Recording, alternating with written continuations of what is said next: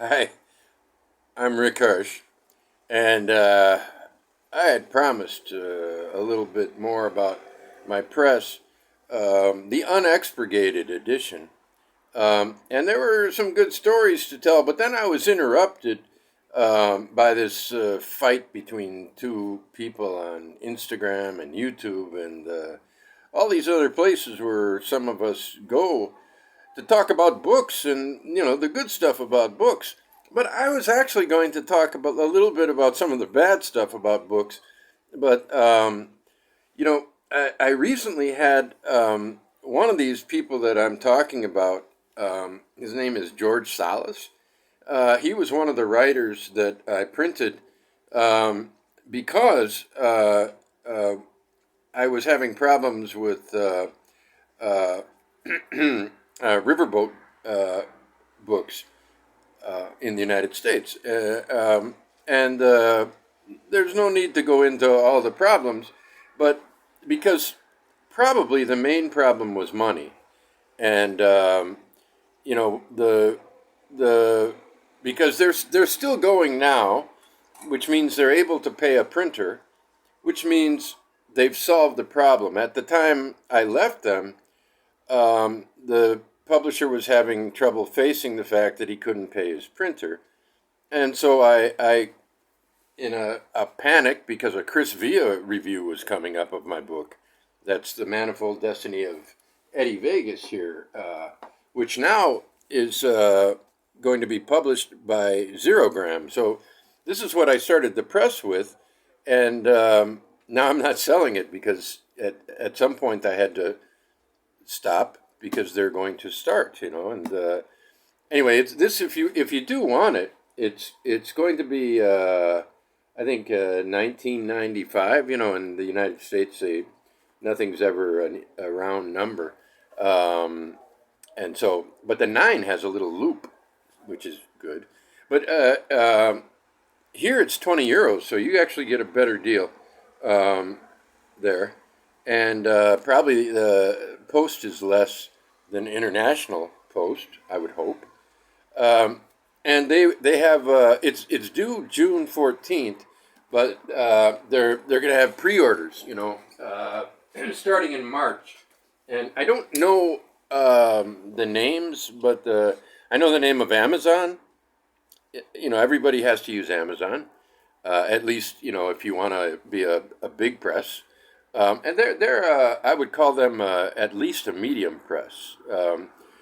They're born of the well-known and highly regarded Sun and Moon Press of California, um, and then that split into two presses, both high-quality presses. This one's published people like Jim Gower, who's their chief editor, and although his book was nothing if not for Stephen Moore, and he's published Stephen Moore and Greg Gerke, whose essays are phenomenal. I've been told. I'm not going to lie. I haven't read them yet. But as a loyalist of Zerogram, I will. So let's just say that the problem with uh, Red River books, no River Boat books, was financial. Okay, but I had to get it published by the time Chris Villa did his critique on YouTube, which was really a positive one, and people are still looking at it and buying the book.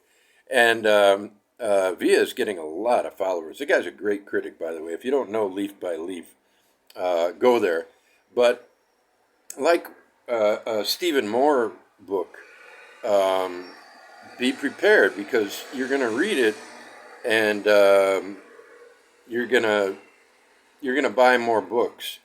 I just bought, I don't buy a lot of books, because I try to save as much money, and I put it all into the press, and maybe in a year, this is a nonprofit press, but you can pay someone to work for it, and I will pay myself at some point. But right now, everything I make goes into either royalties. A couple of my writers are getting royalties, and printing more books. But Via talked me into this one. I haven't read it yet because right now I'm reading everything uh, towards what I'm writing. I'm writing a novel about India and colonialism. And when I'm done with that, I hope to be able to have time to relax and just plow through all the books that Via talked me into buying. It's not his fault. I mean, it's just a damn good reviewer. But anyway, back to the Salas. So he was also coming up, and we didn't know if this book press Red. I keep saying Red. Why do I keep saying Red? Let's just change the name. Red Boat Books. Yeah, Red Boat Books.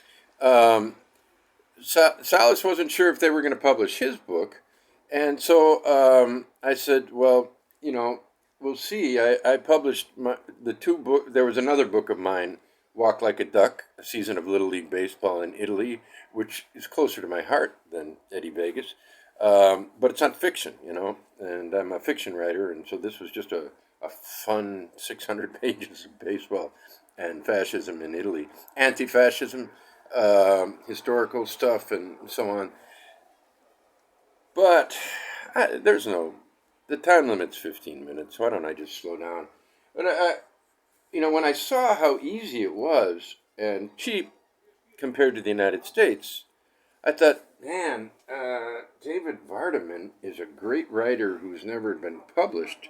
So nobody knows what a great writer he is. And I don't have any of his books out here on the balcony. Do I? I have one, but not the first one. Yeah, this is the Vardaman flip book. And I don't know anybody who hasn't really liked this a lot. This is from 1910. And on the other side, you have one from 2020. So 10 years apart, two Vardamanian books that are astonishing. But the first one by Vardaman was one novel called An Angel of Sodom, and then 13 short stories. Also, nobody has read that and not loved it. I don't see his play out here.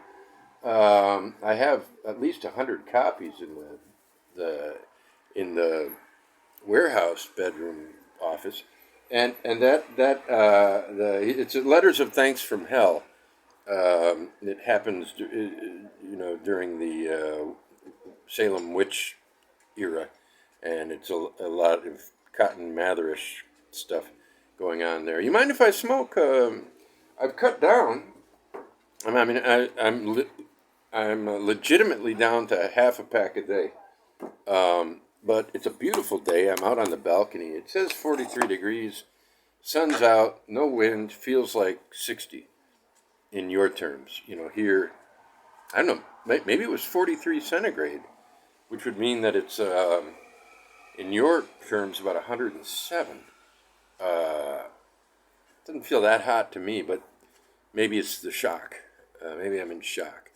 So anyway, I decided to start the press, and I had Salas, who didn't know if he was going to get his book published or not, because we didn't know if Red River Books was going to keep, rolling on down to the Gulf. And so anyway, I published him, well, things went bad between us, and I won't tell you everything he did, because, I've talked about it before, but the latest thing he did was he wrote on Goodreads that he put the edition we published up, and he said, this is no longer in print because the abusive publisher Rick Harsh, that's me, Rick Harsh, and the abusive publisher, now that's libel, defamation, and I'm still working it out with Goodreads, but they said they've changed it. But, I'm blocked by Salas, so I can't see what they changed it to. And I've said to them, that's not good enough. This is a case of libel, and I want to make sure that somebody, he's a librarian for that place. And anyway, the abusive publisher, Rick Harsh. You can talk to any of my writers or readers. Things are going great, and I'm hardly abusive. I don't even abuse myself anymore. I'm over 60. Strike that. I don't even abuse the dog. Never abused. Well, anyway, let's get off the abuse. I abused Henry Kissinger, but never in person because I can't fucking find him. So anyway, the next two books is, what are we talking about now? I don't have time to go into the whole bookstore story. Well, the latest two books are gorgeous. Okay, this is the second half of a novel, and the first half is The Seven Madmen. Look at that dog with the gas mask. If you read the book, you'll see why. And then my all-time favorite book, although I've written, I think, better books, Adriatica Deserta. It's called The Balkan Flip, and Cramberger with Monkey. Beautiful work by Zach Tanner.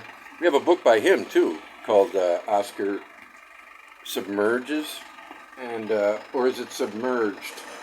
Submerges. I thought so, but I had to check. Anyway, I got one of those out here if you want to see it.